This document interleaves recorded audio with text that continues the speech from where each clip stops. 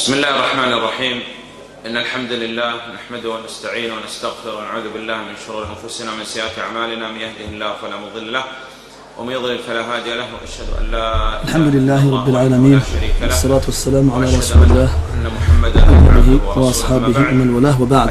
On a fini, grâce à Allah, dans le cours précédent,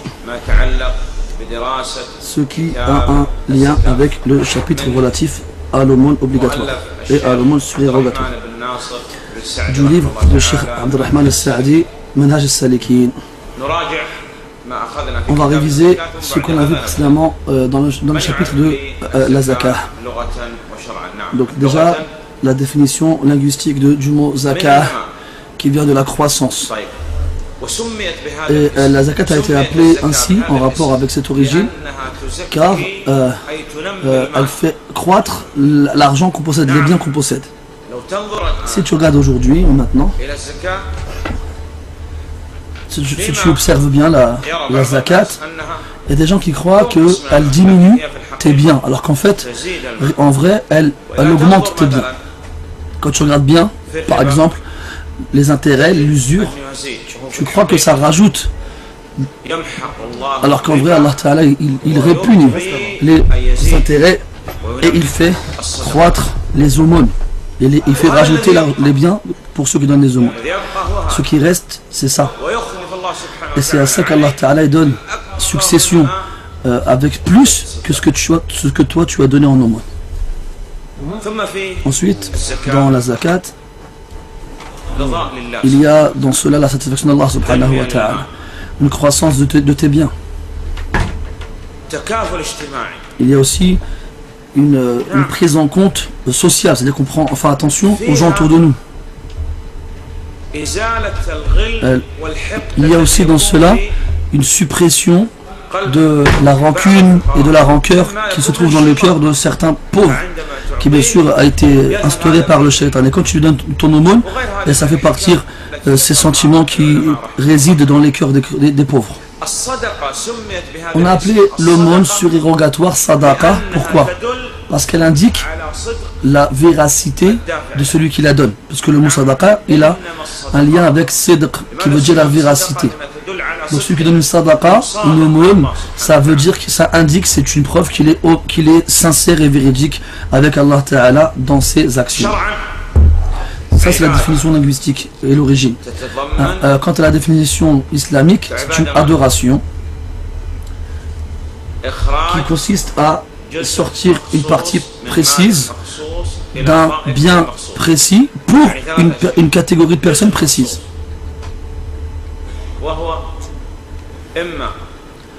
Donc la partie précise,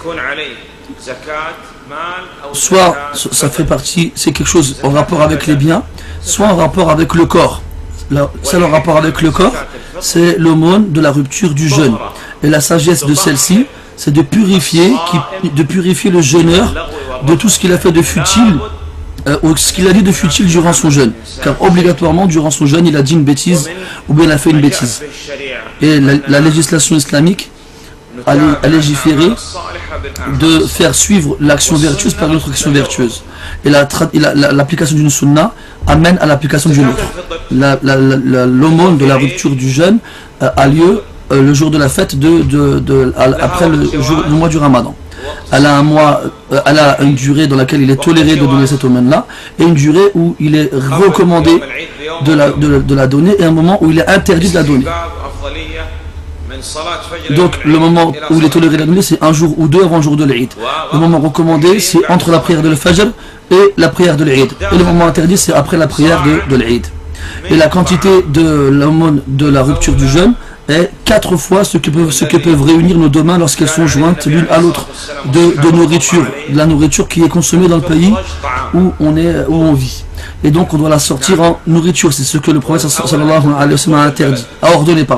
Et il faut donc que ce soit avec les denrées alimentaires qui sont consommées dans le pays dans lequel on vit. Ceci c'est meilleur pour les pauvres qui sont dans le pays dans lequel on vit. Quant à l'aumône en rapport avec nos biens, quels sont les biens qui sont concernés par l'obligation de la zakat, de l'aumône? Ils sont au nombre de 4.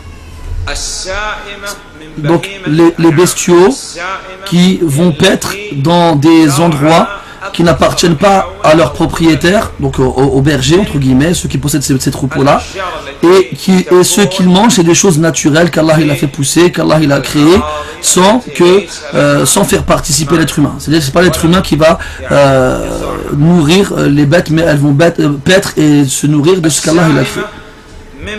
Et quand on parle des bestiaux, ça fait référence aux camélidés, chameaux et assimilés, aux bovins, bœufs et assimilés, et al-ghanam, ce qui inclut les ovins et les caprins et assimilés, donc moutons, chèvres et assimilés.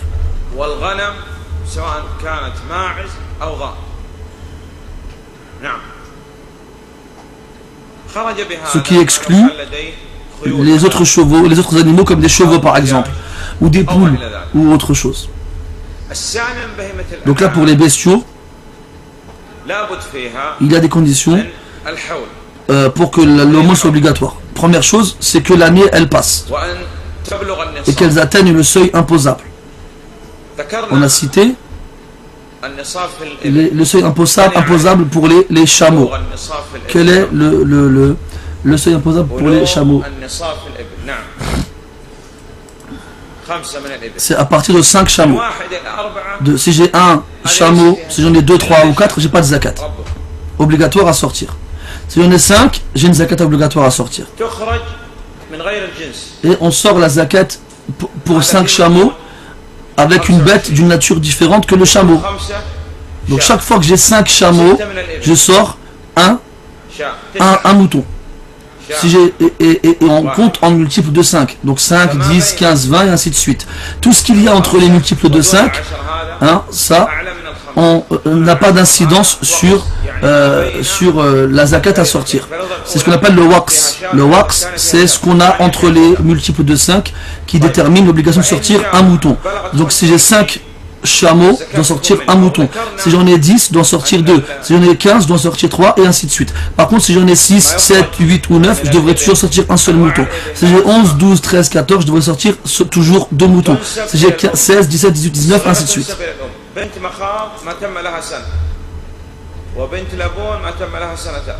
Après, on a le cas où on va sortir à la place d'un mouton quand on a des chameaux aussi, soit un an, soit des chamelles, pardon, soit une chamelle d'un an, soit une chamelle de 2 ans, soit une chamelle de 3 ans, soit une chamelle de 4 ans. Ça, on va voir. Si j'ai plus de 25 chameaux, jusqu'à 120 chameaux. Si j'ai plus de 25 chameaux, jusqu'à 120 chameaux. Eh bien, à partir de là, chaque fois,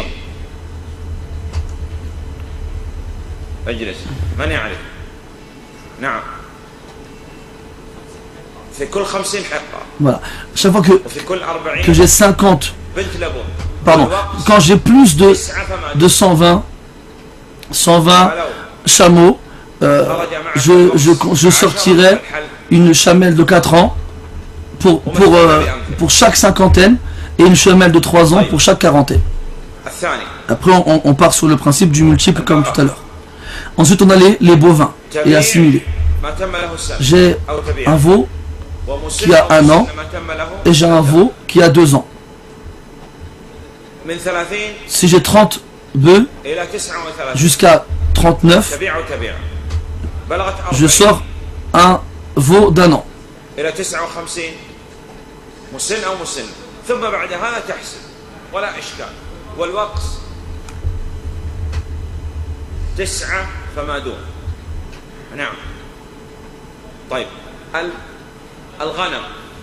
Après on a donc les ovins et assimilés, donc moutons et autres. Si on a plus de 40, il y a une zakat. Si on a moins, il n'y a pas de zakat. Sauf si on veut faire une aumône surérogatoire.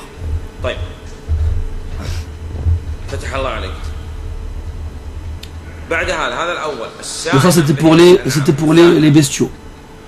En deuxième catégorie de biens dans lesquels il y a une zakat,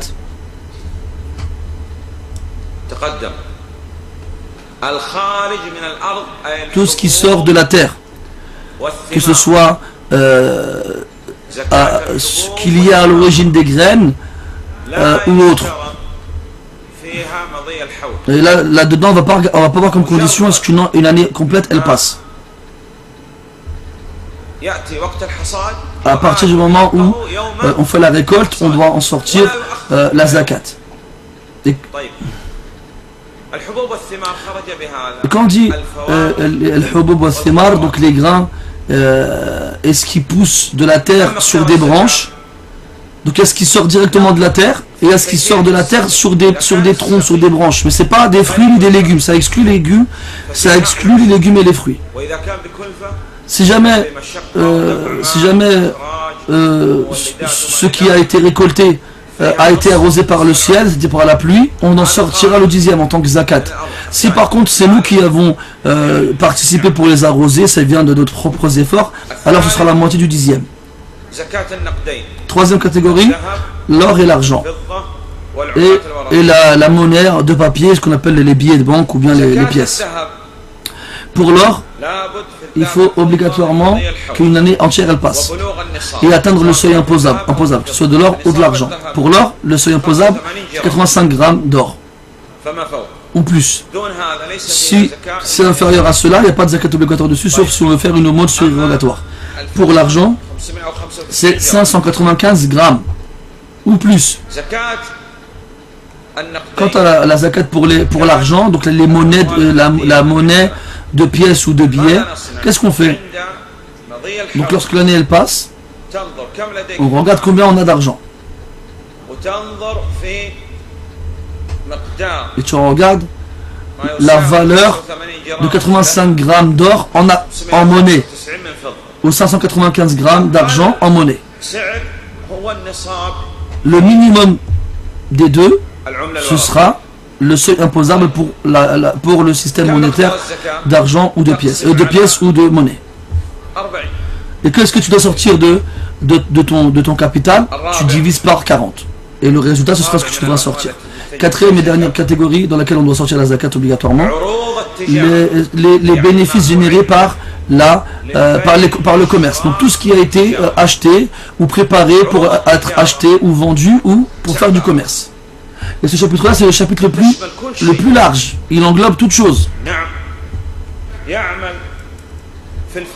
Ça va concerner les fruits et les légumes. Quelqu'un a un grand magasin, un supermarché. Il y vend des pommes, des oranges, du riz, du céleri ou autre chose. Et plein d'autres choses. On a dit que si ça sort de la terre, il n'y a pas de zakat normalement dessus. Mais comme là c'est dans le but du commerce, alors il devra sortir la zakat dessus obligatoirement. Car ça a été fait pour le commerce.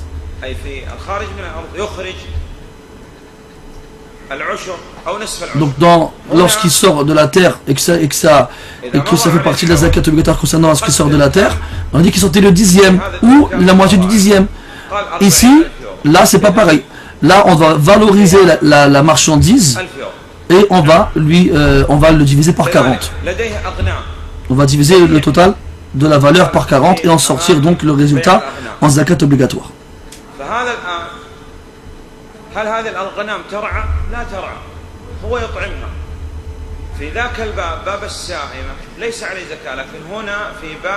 On a vu tout à l'heure que quelqu'un qui a des moutons par exemple et que c'est lui qui les nourrit, c'est-à-dire qu'il ne va pas les laisser paître dans une vallée, dans un champ, il n'a pas de zakat à sortir dessus.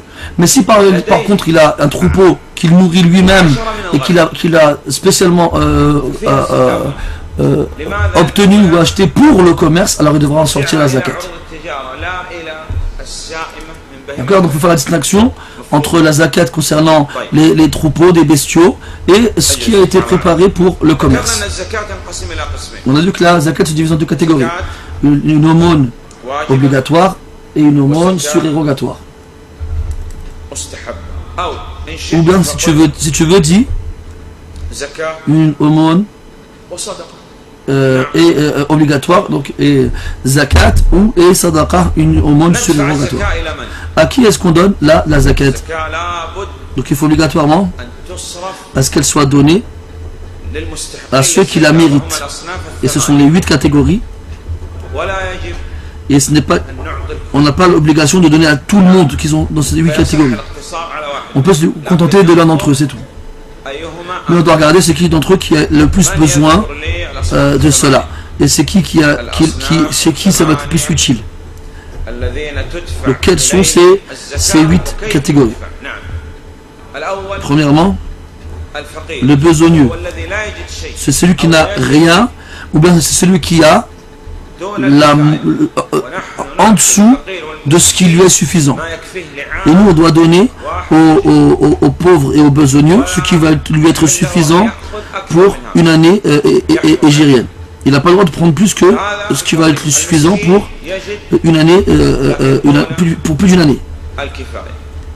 Le miskin, le pauvre, c'est celui qui reçoit, qui possède plus que la moitié de ce qu'on a besoin dans l'année, mais moins que ce dont on a besoin pour l'année.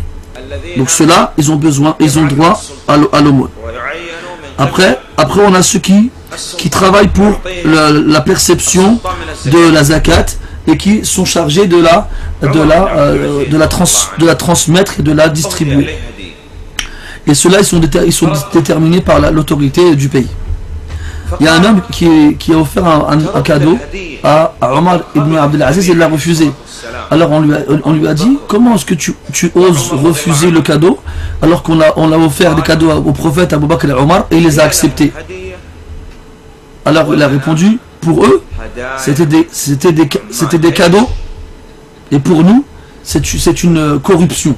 C'est-à-dire que les gens qui offraient ces choses-là au prophète et aux compagnons, ils leur offraient vraiment pour leur faire plaisir, c'était des cadeaux, alors que moi, ils veulent m'acheter en m'offrant des corruptions.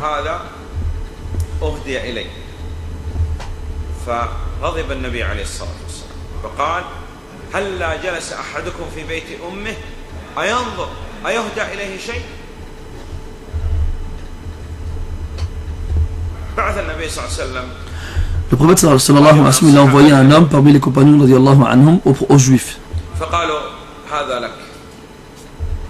Ils lui ont dit, voici ça, c'est pour toi. Et il a répondu, moi je ne prends rien de ce que vous me donnez. Et je ne prendrai rien de plus que ce que vous devez me donner. Alors ils lui répondirent, c'est par ça que les cieux et la terre, ils sont maintenus. C'est-à-dire par quoi? Par la justice. Donc le prophète il a envoyé cet homme chez les juifs pour qu'il récupère les impôts et ils ont voulu lui donner plus et il a refusé. Et c'est ça l'équité, la justice.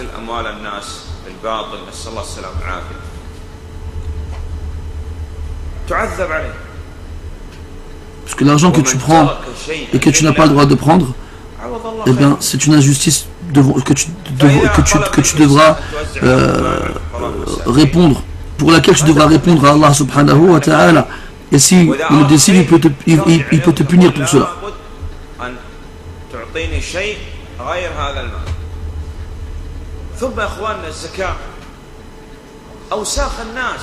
Et sachez que l'aumône, ce sont les choses dont se débarrassent les gens, d'accord?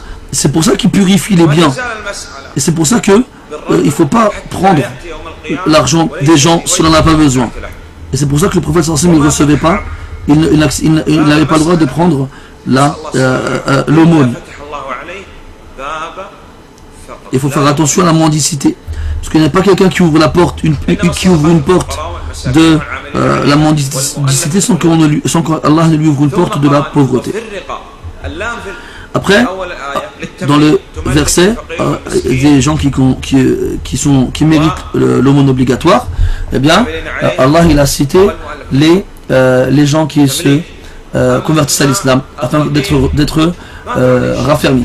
Ensuite, Allah Ta'ala, il a parlé des esclaves, mais on ne donne pas l'argent aux esclaves parce que l'esclave il ne possède pas de biens qui lui sont personnels, il les accepte, ils appartiennent à son maître, donc on va le donner à son maître pour son esclave, pour qu'il s'occupe de son esclave et pour qu'il lui fasse du bien. Et ensuite on a les endettés, et on a à la fin du verset fi sabilillah.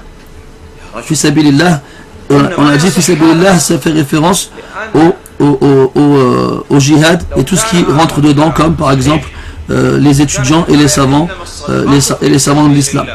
Et ceux qui viennent prétendre que toutes les choses en rapport avec Fi Sabilillah, le chantier d'Allah Ta'ala, peuvent être rentrées là-dedans, comme par exemple un hôpital, une école, une mosquée ou autre, eh bien c'est faux, parce que ça voudrait dire à ce moment-là qu'il aurait été plus simple de dire tout simplement que la zakat elle est pour Fi Sabilillah, parce que ça englobe toutes les catégories c'était précédemment. Et après on a Ibn Sabil, c'est-à-dire les fils du chemin, c'est-à-dire les gens qui ont voyagé, qui ont quitté leur pays et qui n'ont plus de quoi rentrer chez eux. Donc lui il a droit à la zakat, même si chez lui il est riche.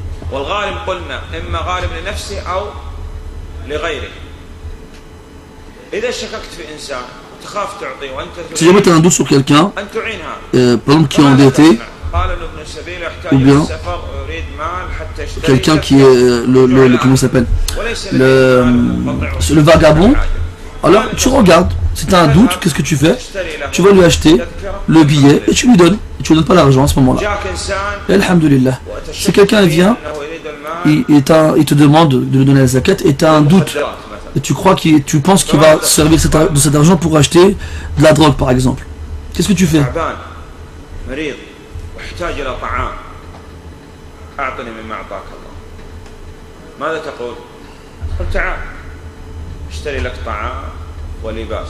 On lui dit, viens, je vais t'acheter ce que tu veux.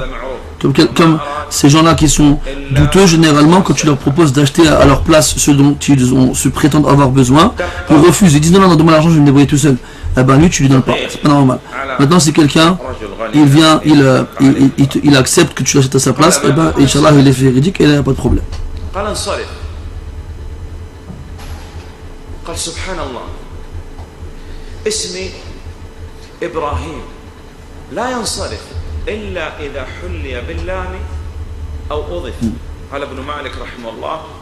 Là, le chef il raconte une histoire, on va dire, une histoire assez marrante, dans laquelle il y a un jeu de mots d'ordre grammatical en arabe, et c'est intraductible en fait.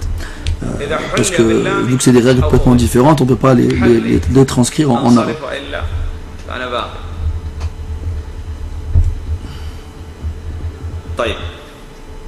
بقي شيء بقي نعم كيف نعم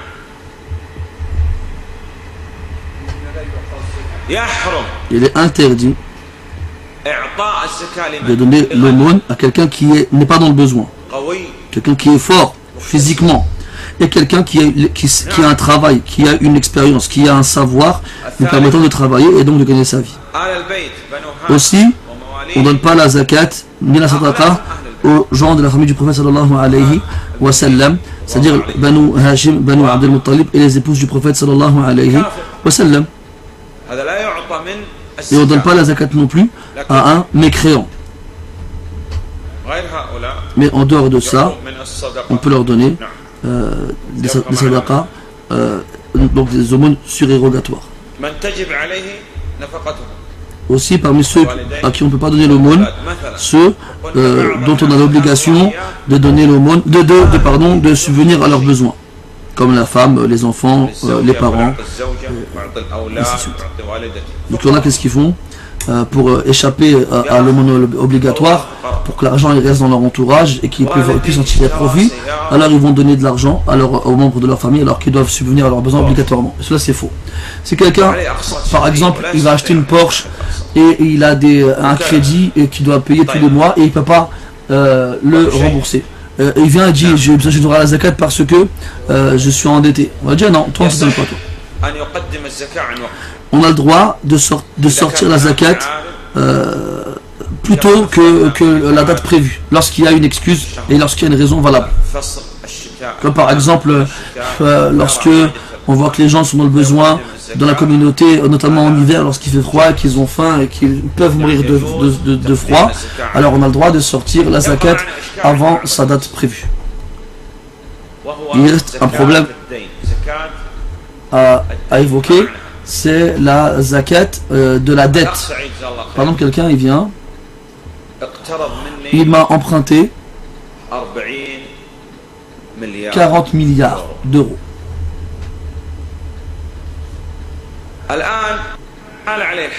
Après, il y a une année qui est passée. Une année complète est passée. Est-ce que moi, je dois sortir la zakat de cet argent que je lui ai prêté ou pas? La réponse, c'est à détailler. Quel est le détail? Si celui qui m'a emprunté cet argent-là, il a de l'argent et il ne demande pas à ce qu'on lui ajourne le délai fixé pour rembourser.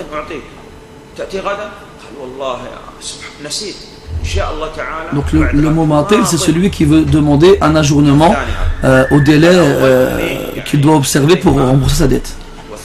Donc il ne faut pas qu'il soit comme ça lui. Donc il y a un délai fixe et il va rembourser à la date prévue. Et troisièmement, on peut prendre l'endetté dans le cas où il refusait de rembourser et le ramener au tribunal pour que le juge lui oblige de me rembourser.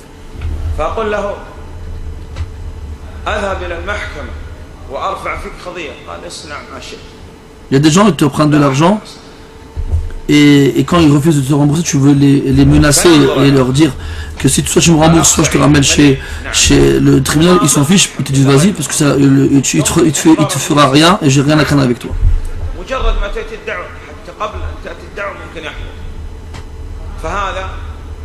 Donc quelqu'un qui a de l'argent et qui est censé te rembourser à la date prévue et qui, si jamais on le convoque au tribunal, il viendra, alors cet argent qu'on lui a prêté, on va sortir la zakat dessus.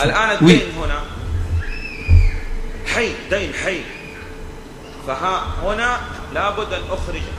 Donc c'est moi qui va sortir la zakat sur cet argent que je lui ai prêté, parce que c'est mon argent à moi. Si j'ai prêté 40 milliards d'euros, je vais devoir sortir 1 milliard d'euros.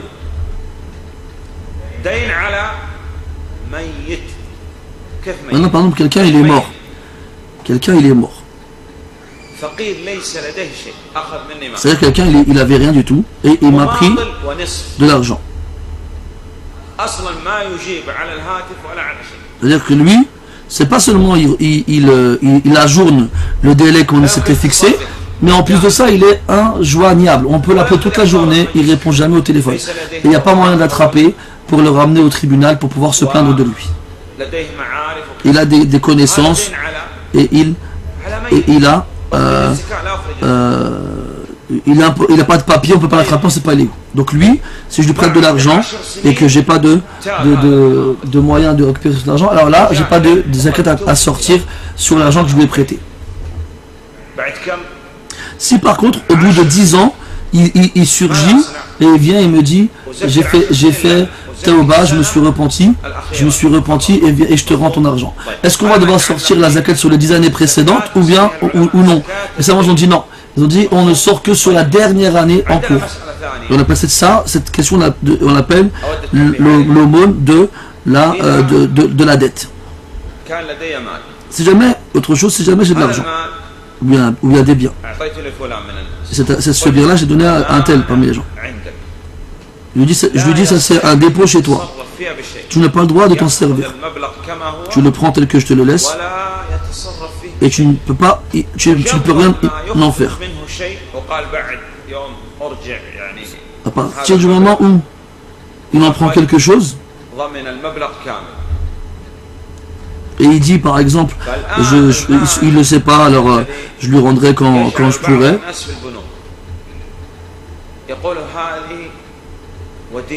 Eh bien, il devra lui rendre complètement, entièrement.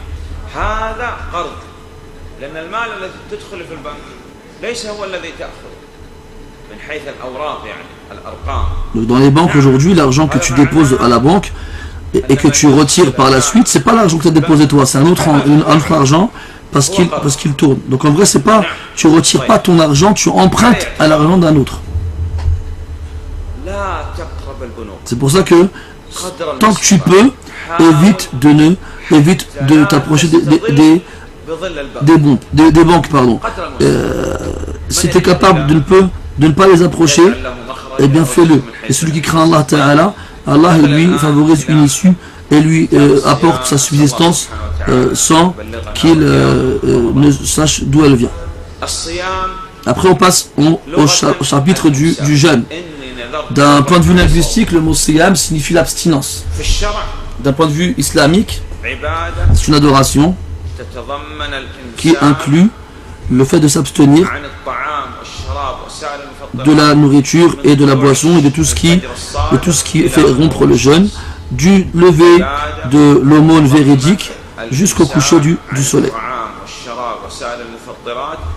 Ça, c'est la définition islamique du jeûne. Donc le jeûne, si on résume, c'est une abstinence accompagnée d'une intention. Si jamais il s'abstient sans avoir d'intention, son jeûne n'est pas valide. Si jamais il a l'intention mais il ne s'abstient pas, eh bien, son jeûne n'est pas bon non plus. Donc d'après ce qu'on vient de voir, ce qu'on a précédemment, il y a des jeûnes obligatoires et des jeûnes surérogatoires. Il y a 3 types de jeûnes obligatoires. Le jeûne du mois du Ramadan, le jeûne dans les expiations et le jeûne dans les vœux pieux. Le jeûne surérogatoire, soit il sera le jeûne des jours de la semaine, comme le lundi et le jeudi, ou bien les jours du mois, comme les jours de pleine lune, 13, 14 et 15 de chaque mois, ou bien il sera dans les mois, comme le mois de Muharram,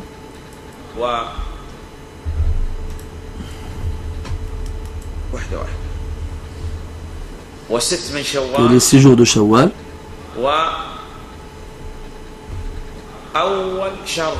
et le début du mois de Dhul Hijjah, les 9 premiers jours.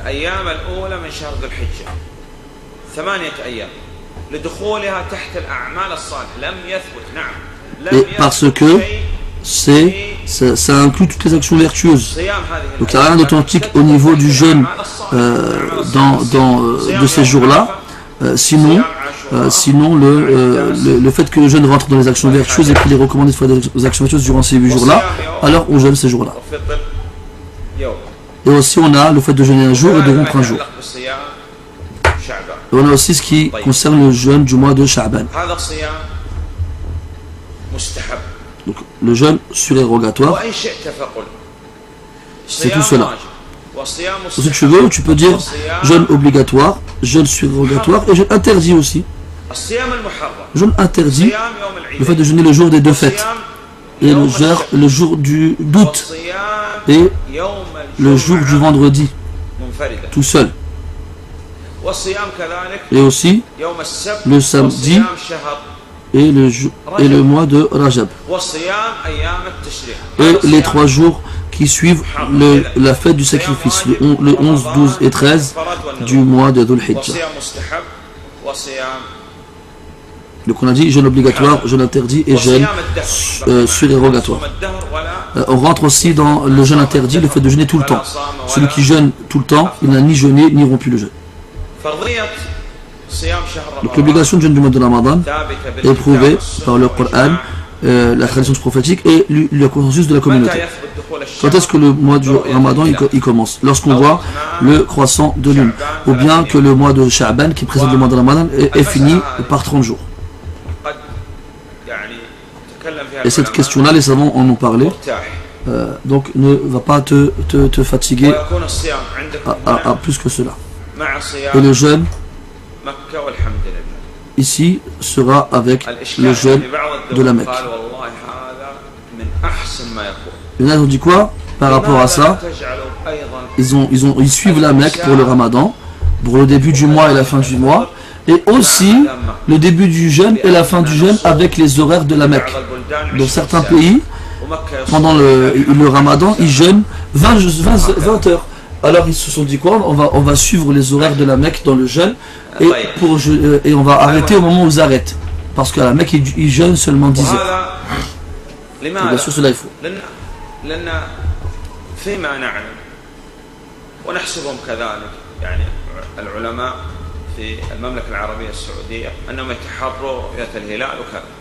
وأنه هذا ما يتعلق بالبلدان الغير مسلمة ليس فيها رؤية وفي اختلاف بين الناس وكذا، وأنت تعرف بعض البلدان يعتمدوا الآن على التقاويم وغيرها، فنرتاح من هذه المسألة. Comment c'est qu'il y a beaucoup de problèmes avec les gens au niveau du jeûne du Ramadan et du début, de la fin et de tout ça, qu'il y a souvent des divergences, il y a souvent des conflits dans les mêmes pays. Le plus simple, c'est de se faciliter la vie et de suivre la Mecque et donc le centre qui est le centre des musulmans. Donc le jeûne obligatoire, il est obligatoire pour le musulman, ce qui exclut le mécréant. C'est-à-dire le mécréant ne fait aucune chose obligatoire tant qu'il n'a pas attesté de la véracité de l'islam. Premièrement, donc l'islam. Ensuite, le doué de raison, c'est-à-dire ce qui exclut le fou. Est-ce que celui qui est sous a l'obligation de faire le jeûne?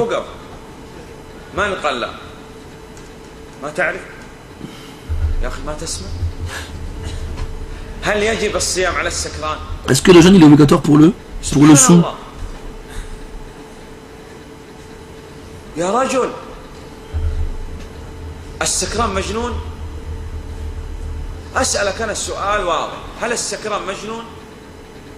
لا. Est-ce que le sou il est fou? Non, il n'est pas fou.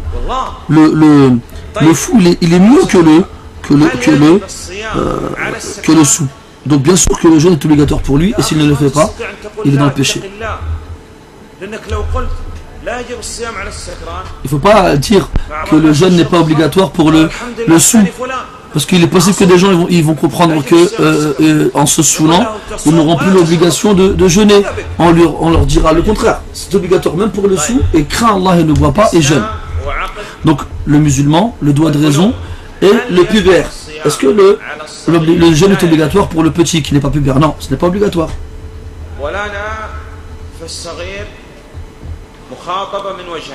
On va s'adresser au petit de deux façons. Premièrement, on va l'inciter à jeûner.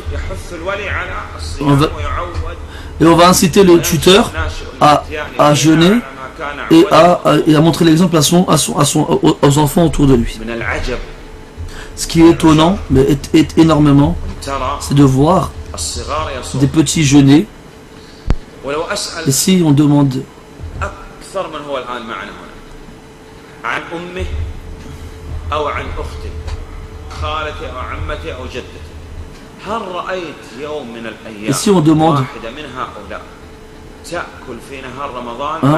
aux enfants si ils ont vu leur mère ou bien leur soeur ou bien leur tante et ainsi de suite, est-ce que tu as déjà vu manger pendant le Ramadan, alors qu'on sait que les femmes à cause de leur menstru, elles sont excusées et ont l'interdiction de jeûner. Et quand tu demandes aux enfants depuis leur plus jeune âge, eh bien, ils te disent qu'ils ne se souviennent pas avoir vu leur mère ou bien leur fille, leur soeur ou bien leur cousine ou bien leur tante manger devant tout le monde pendant le mois du Ramadan. Ça, c'est les femmes. Qu'est-ce qu'on va dire alors de ces hommes qui prétendent être musulmans et qui se permettent de manger devant tout le monde pendant le mois du Ramadan et à fumer? Donc on a dit musulman, de raison, pubère et être capable de jeûner, ce qui exclut celui qui n'est pas capable de jeûner, soit parce qu'il est malade, ou bien parce qu'il est en voyage, ou bien parce qu'il est vieux, trop vieux.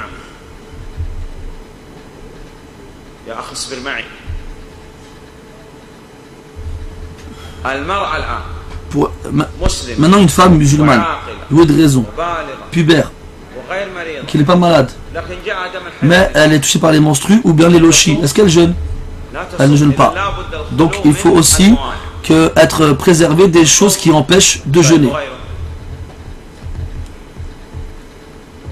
Quoi d'autre encore?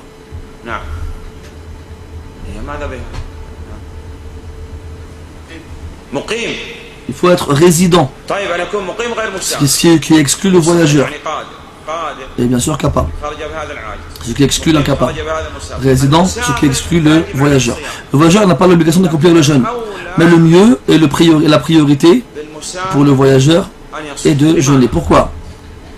Parce que c'est l'action du prophète sallallahu alayhi wa sallam. Et il y a dans cela l'opportunité de jeûner avec les gens. Donc c'est plus facile. Et aussi on a l'opportunité de jeûner durant le mois du Ramadan et c'est meilleur. Et il y a aussi dans cela une déresponsabilisation. C'est-à-dire que devant Allah on n'est plus responsable. On a fait notre obligation.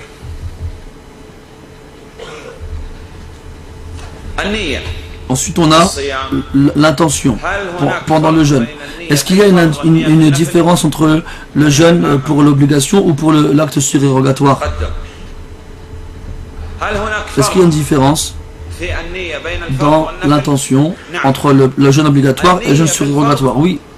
L'intention dans le jeûne obligatoire, il faut obligatoirement la voir durant la veille, la nuit précédente, le jour de jeûne. Il suffit que tu sois informé que le mois du Ramadan a commencé.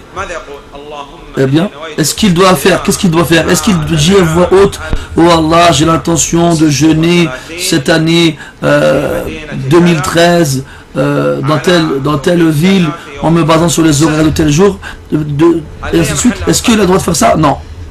La place de l'intention, c'est le cœur. Et n'importe qui parmi nous, lorsqu'il entend que le mois du Ramadan commence demain, il a l'intention de le faire. Et il est suffisant de faire l'intention une seule fois pour tout le mois, la veille du premier jour. Quant au jeûne surérogatoire, on a le droit d'avoir l'intention de faire le jeûne du jour en question à n'importe quel moment de la journée, tant que le soleil ne s'est pas couché, à condition qu'il n'ait pas mangé, bu ou bien fait une des choses qui annule le jeûne. Donc par exemple, quelqu'un se réveille donc il se réveille dans la matinée, il mange, il boit, et après il dit quoi? J'ai envie de jeûner aujourd'hui. Est-ce que c'est bon ou pas? Non, ce n'est pas bon. Cependant, si il se réveille alors qu'il a l'intention de jeûner, et quand il se réveille, donc il jeûne. Après il mange et il boit. Après il se rappelle qu'il voulait jeûner et qu'il n'avait pas l'intention de manger. Qu'est-ce qu'il fait? Il continue de jeûner et il n'arrête pas. Quelle est la maladie qui donne le droit de ne pas jeûner? Quelqu'un qui est blessé au doigt. Et on lui a dit: pourquoi tu ne jeûnes pas parce que pendant le Ramadan? Il dit: parce que je suis malade. Quelqu'un d'enrhumé qui éternue, il a mal aux yeux, il a mal aux dents. Est-ce qu'il a le droit de ne pas jeûner? Oui. Supposons deux personnes se disputent. Le premier dit au deuxième: il n'y a pas de douleur si ce n'est celle des yeux. Et il n'y a pas de souci si ce n'est le souci des dettes. Les dettes, c'est un souci la nuit et une humiliation le jour, qu'Allah facilite aux gens endettés. Le deuxième il dit: non, c'est pas ça. Non, tu te trompes. Il n'y a pas de douleur si ce n'est celle des molaires. Et il n'y a pas de souci si ce n'est celui du mariage. C'est qui gagne l'autre? Du mariage, pas du voyage, du mariage. C'est qui qui gagne? C'est le premier, bien sûr. Ou plutôt les deux. Allah, il n'a pas dit ça. Donc il y a des gens qui sont malades, comme ceux qui sont diabétiques par exemple. Et le docteur il leur dit que vous ne pouvez pas jeûner. Si jamais lui jeûne, eh bien c'est interdit pour lui jeûner, c'est haram. Allah nous interdit d'être la propre cause de notre mort, de notre destruction. Et même s'il dit: moi j'aime le jeûne et je ne peux pas faire autrement que jeûner, on va lui dire: tu n'as pas le droit de jeûner, alors tu ne jeûnes pas.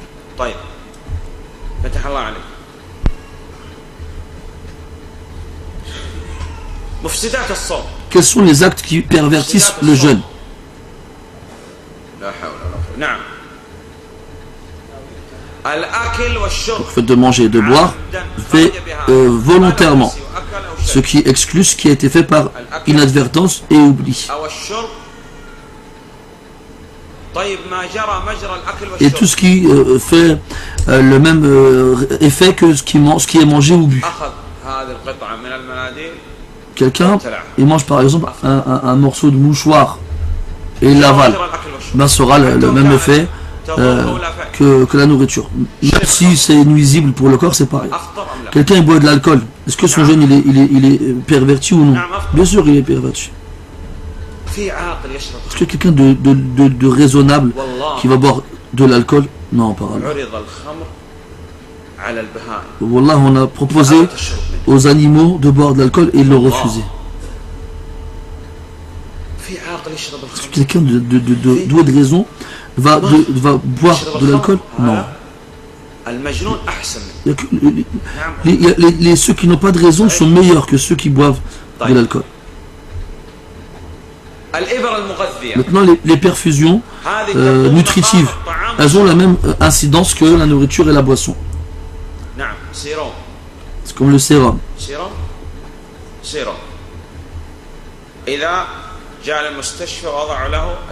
Si on va à l'hôpital et on nous met un sérum, eh bien son jeûne aura été perverti parce que ça a la même incidence que la nourriture et la boisson. Mais si quelqu'un il a pris de la morphine par exemple pour alléger la douleur, et bien ça n'a pas la même incidence que la nourriture et la boisson, donc ça ne va pas rompre son jeûne.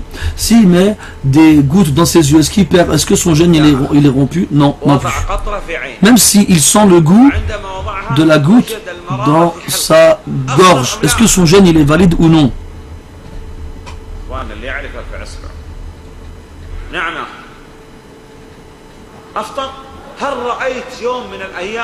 Est-ce que si son jeûne il est valide, subhanallah, est-ce que tu as déjà vu quelqu'un manger ou boire par ses yeux? Tu as déjà vu faire ça? Non, personne. Ça n'existe pas. Si quelqu'un veut boire, est-ce qu'il boit par ses yeux? Non. Ça ne rentre pas dans les actes qui rompent le jeûne, même s'ils sont le goût dans sa gorge.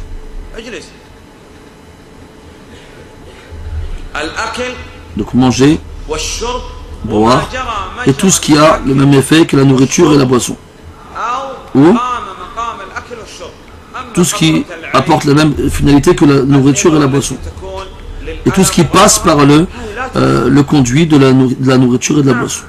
Quant aux piqûres pour l'anesthésie ou bien les choses qui ont pour but d'amoindrir la douleur ou bien les gouttes dans les yeux, ça n'a pas d'incidence sur le jeûne.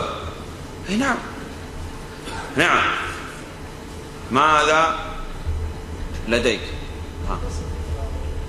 ما شاء الله. وهذا تتكلم عربي؟ طيب أسفل اللغة الفرنسية. نعم؟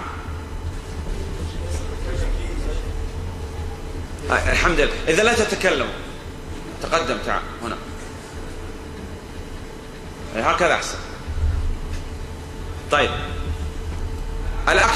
Donc manger et boire. Et tout ce qui passe par le conduit qui est emprunté par la nourriture et la boisson. Et tout ce qui a la même finalité que la nourriture et la boisson dans les faits. Le rapport charnel.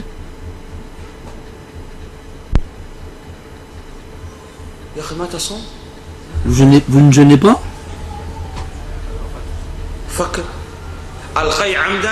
Se faire vomir volontairement. La masturbation. Ce qui exclut quelqu'un qui éjacule en dormant. La saignée.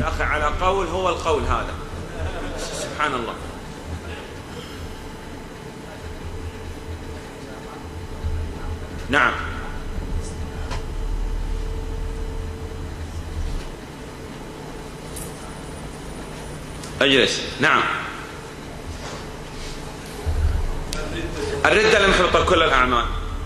On a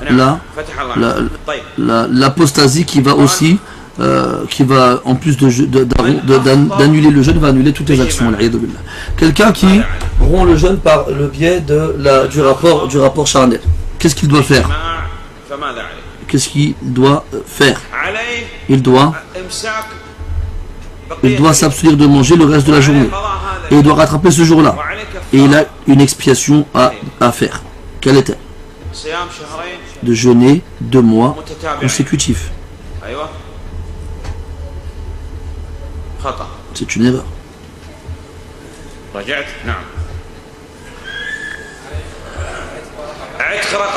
Donc premièrement, affranchir un esclave. S'il ne trouve pas de quoi affranchir un esclave, il doit jeûner 2 mois consécutifs. Et bien sûr, c'est des mois islamiques. Et ça, ce n'est jamais, on doit prendre en compte les mois qui ne sont pas islamiques. Ce ne sont pas les nôtres. Nous, toujours, on se base sur les mois islamiques.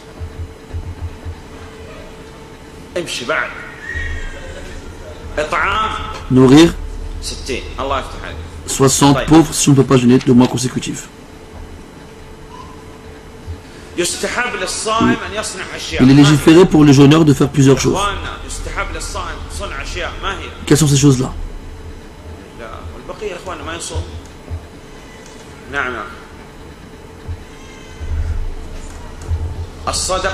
Jeûner, faire l'aumône, pardon, invoquer Allah subhanahu wa ta'ala, lire le Coran, faire la prière au Tarawih,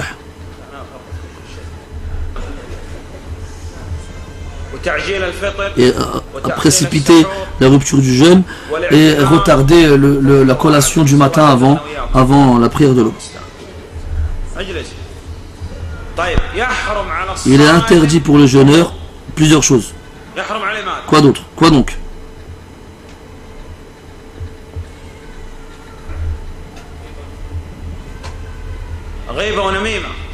De faire de la médisance ou bien de colporter des ragots, de regarder les chaînes de télé dans les jours du Ramadan et même dans les nuits. Ils ont interdit aussi, donc on a dit, la médisance et le colportage des ragots. Quoi d'autre encore? Quoi d'autre encore? Assis-toi.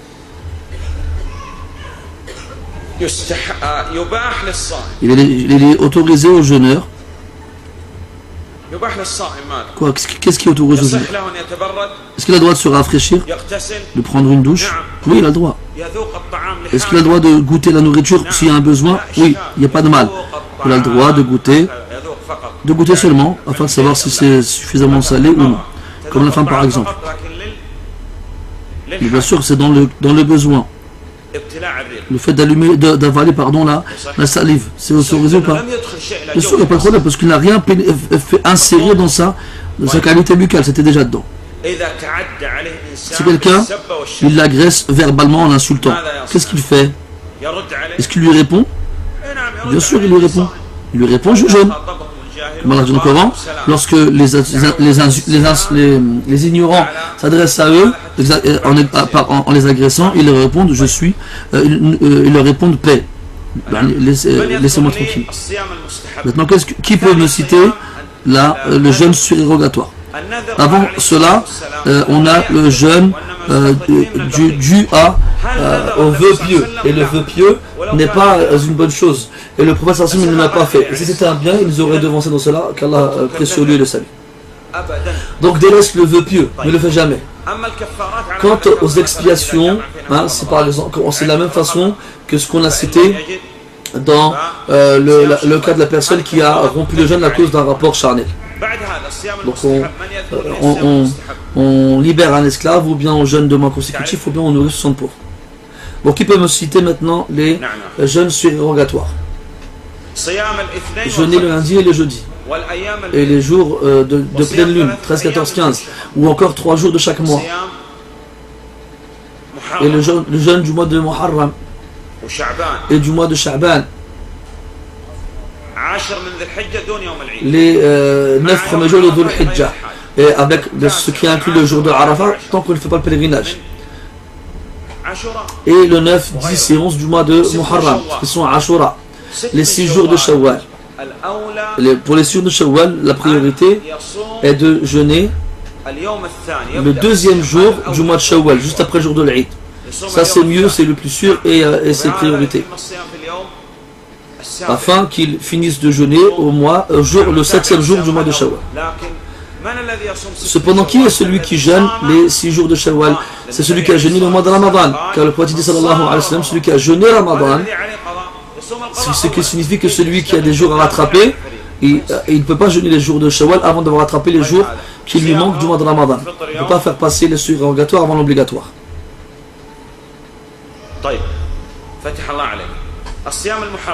Maintenant on passe au jeûne interdit.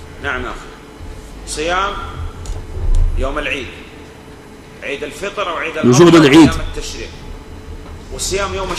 et les deux, du sacrifice et de la rupture du jeûne, et on va rajouter à cela les 3 jours qui suivent le jour de la fête du sacrifice.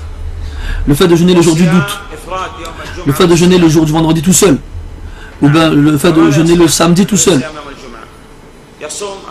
Donc celui qui veut jeûner vendredi, il jeûne avec le jeudi ou le samedi, avec bien sûr. Et le jour du samedi, il y a un qawl qui dit qu'il n'est pas bon, qu'il est détestable de jeûner ce jour-là. Il y a aussi le fait de jeûner le mois de Rajab. Ibn Rajab, rahimahullah, il dit, il n'y a aucun texte qui indique que le mois de Rajab a une vertu particulière. Donc il y a un qui indique, qui incite à le jeûner. Il reste une chose que les savants évoquent dans leur livre, dans le chapitre relatif au jeûne. On a cité précédemment la prière du Tarawih. On en a parlé dans la prière. Il nous reste à voir maintenant la retraite spirituelle, al-i'tikaf, qui est une tradition prophétique très très importante que le prophète sallallahu alayhi wa sallam a toujours faite. Et ses épouses l'ont pratiqué même après sa mort.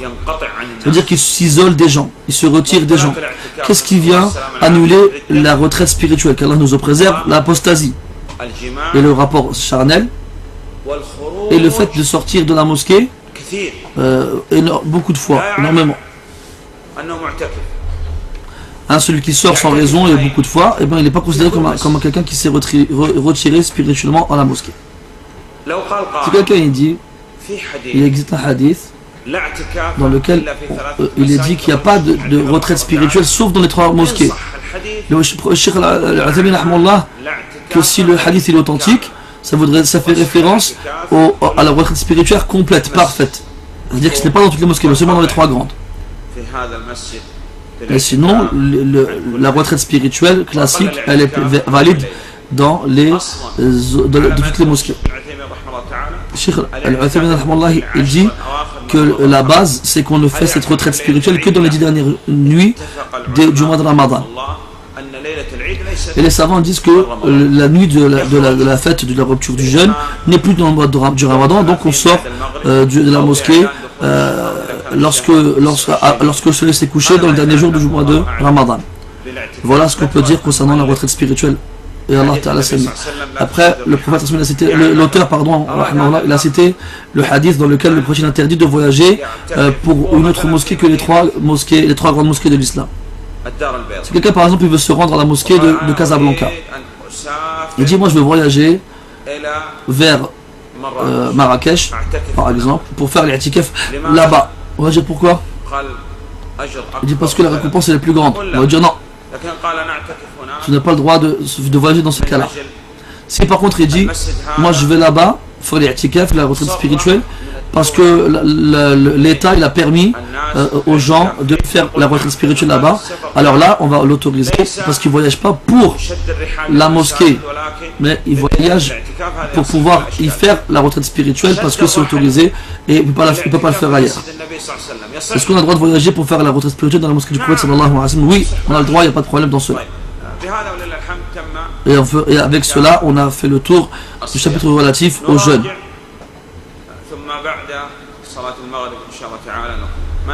Donc on fait une légère révision et après on finira après la prière de Maghrib Inch'Allah Ta'ala.